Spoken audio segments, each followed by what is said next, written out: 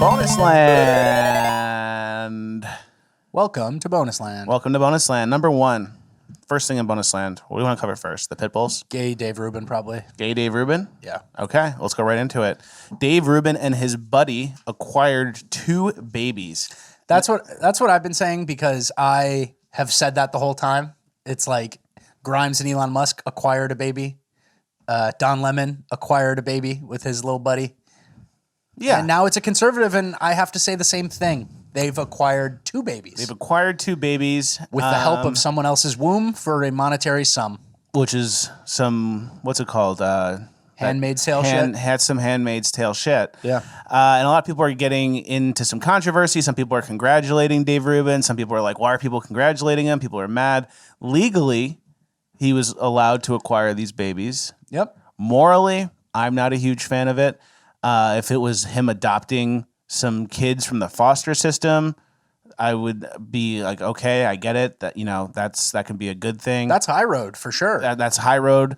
But when it comes to this, you're harvesting your own kids, and then you're making these 2 babies. You're going to take away from the mom. That confuses me. And my take is very simple here, and it comes down to this: you have these newborn babies who are just like day one babies, right? And they're going to be like, and they're going to need their mother. Where do I go? The newborn baby is going to say, I need my mom. Where's my mom? And then you're going to put the baby on a guy's hairy chest. Hairy chest. And put a baby on the hairy chest and there's no mom. There needs to be a girl. They pass the baby back and forth like, you take him. No, you take him. And the baby's just going to cry because there's no mom. And that's what I don't like. I think babies come out absolutely so soft, the softest skin ever, and they need some mom soft skin. They need mom soft skin, and they need to cling and just kind of lay here for like a month. Mm-hmm. And I think that if you don't do that, it's not right to the baby because the baby didn't choose this, and the baby's having its mom taken away. Mm-hmm. So 2 gay guys can live their family fantasy, I guess. Yeah, but it seems sad to the baby. There needs to be a girl. There needs to be a girl involved. I agree. The baby, it's crying. Put him on your hairy chest.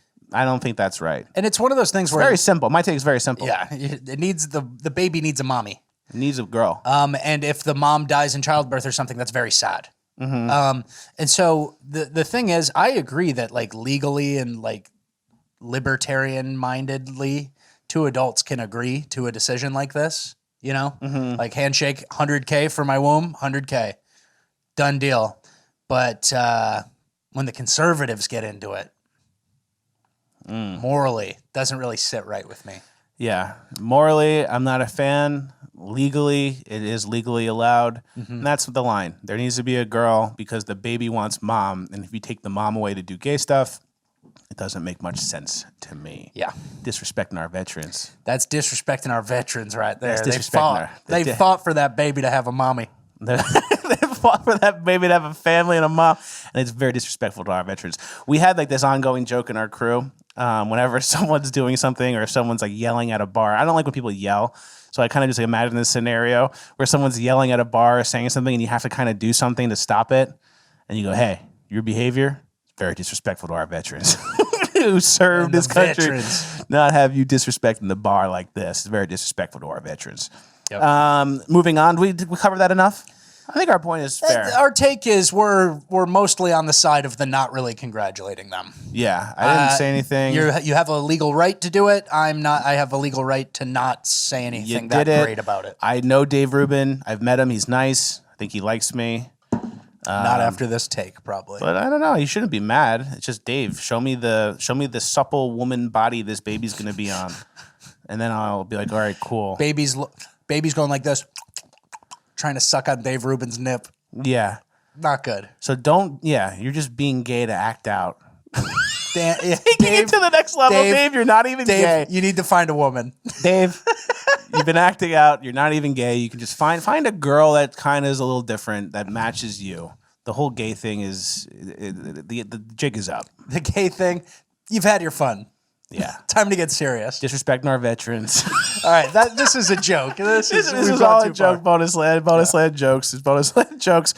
Moving on. Before we get into the Bob Saget, that's kind of like a serious topic, and we're like feeling good. We're too loosey-goose. We're too loosey-goosey for that. There was an article about a girl who got a stranger's name tattooed on her butt 10 years ago when she was blacked out on some spring break trip or something. When she was like 22. And the guy paid her $33 when she was 22. Now she's 10 years later, 32, looking for that guy because she thinks he's like significant or important in her life. She would love to have that meme, meeting back. And it's like, this guy, it's the full name. It says Daniel Ford, spelled in a weird way. So like, shouldn't be that hard to find. But why would you humiliate yourself on the internet like this? She's determined to get to the bottom of this mystery. A British woman is trying to track down the man whose name she spontaneously tattooed on her posterior during a girls' trip in 2012. And she's 32. They were in So it was Spain. 10 years ago. They all got really drunk. Like really, they said in the article they were all like very intoxicated. And now she's like 10 years later when she's 32, trying to find the guy. And it's just interesting because for what? Who would want to like, oh yeah, you're the blacked out girl that tattooed my name on your butt for $30 10 years ago. Let's start dating. I don't know what the goal is. You've been doing who knows what for the last 10 years. Now is the time. And it's just kind of like a thing. And then in the article, they even said the girl and the guy whose name was tattooed didn't have a fling because she was in a relationship at the time. Williams later flew back to the UK and says her then boyfriend didn't mind that she had another man's name permanently stamped on her bottom. Cuck. Who are these girls? And like the bigger advice dating wise, I saw the what was Call Her Daddy, the worst. So they have like a new thing, the spinoffs. I saw one of the clips I think from it, and the girl was talking about like how girls are crazy in their 20s, but like nice guys win in the end because in the end they all end up with nice guys. And it's like, if you're a nice guy, you can't end up with some stupid girl who did too much trash during her 20s. Maybe that's some used up, like demoralized girl who's just been ran through. And it's just like, oh, now I'm going to win. And they said nice guys win in the end because they get the girl. Like, what's the prize here? Yeah, some used up weirdo who has someone else's else's drinking issues. Yeah, who gets blacked out and other people's names tattooed and definitely cheated on you, but pretended she didn't. So it's like, that's the thing. It's like, if you're a nice guy and you're waiting, don't wait for the girl who's had her fun and now she's ready to settle down.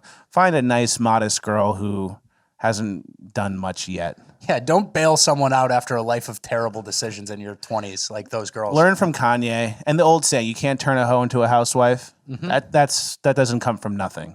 Yeah, that's not made up out of thin air. That didn't get so popular for nothing. So nice guys, the only way you lose in the end is if you end up with one of these stupid girls. End up with a nice, sweet girl, and you'll be happy for life. Don't make a mistake. Don't bail some loser out who did trash in their 20s. Yeah, don't find a girl who hugs the bouncer and goes, hey! Yeah, let them date the people in the club who do cocaine. And this article is just like extremely unflattering butt pictures of this woman. Like, this is disgusting.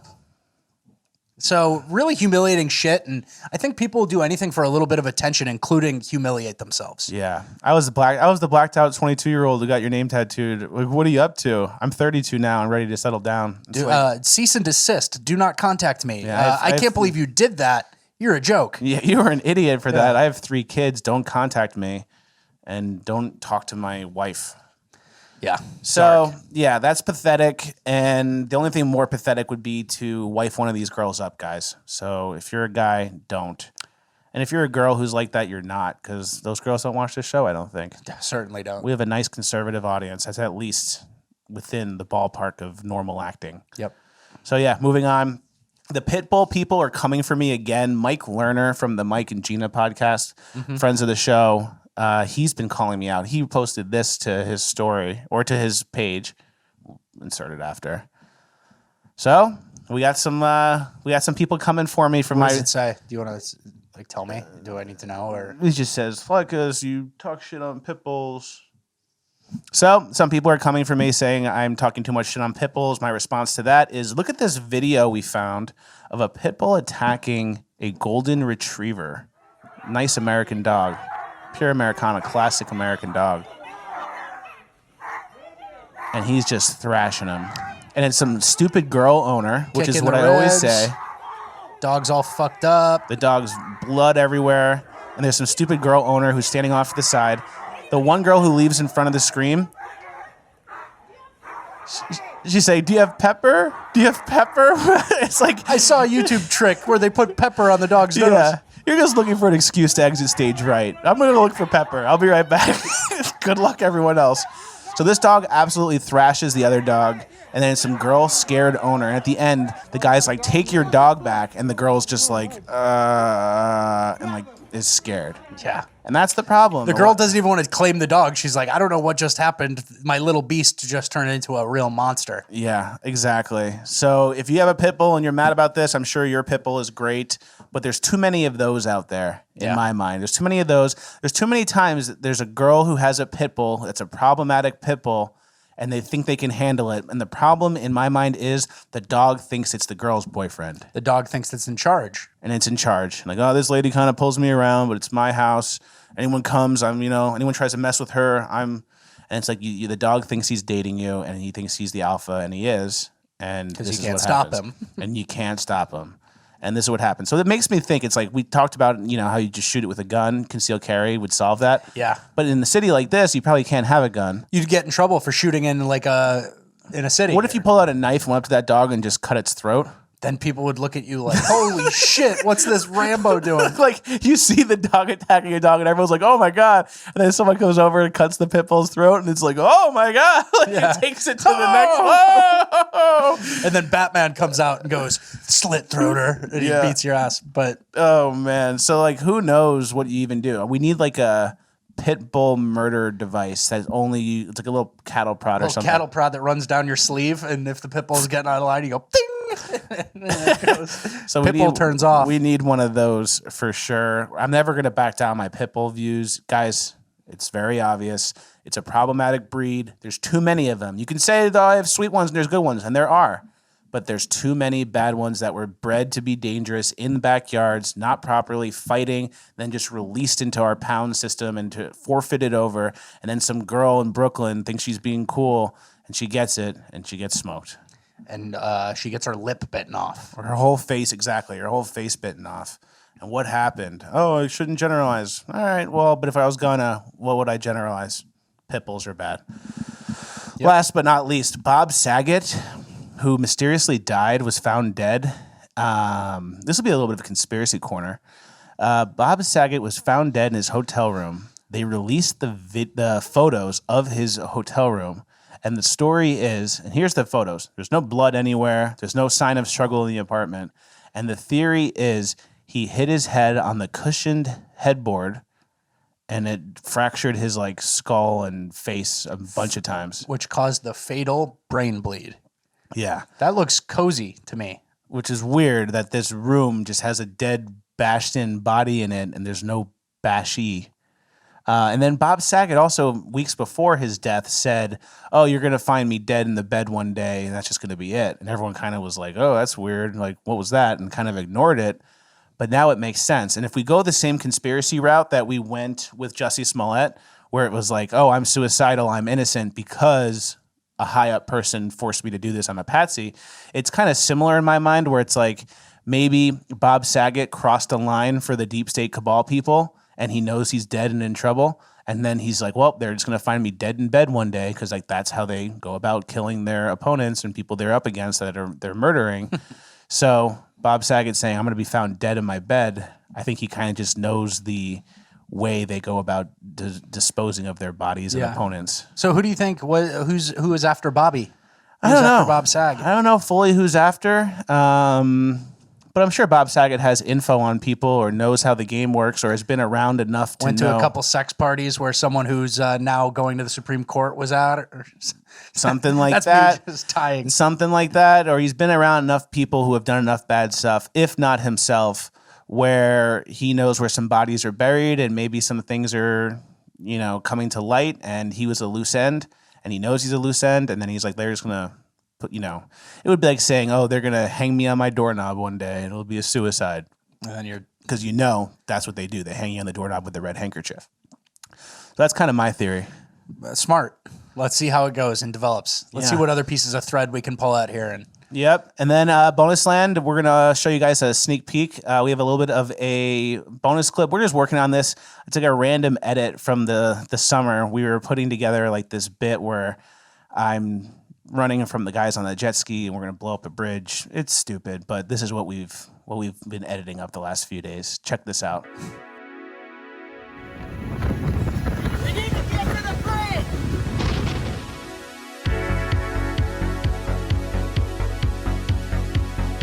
They're getting us.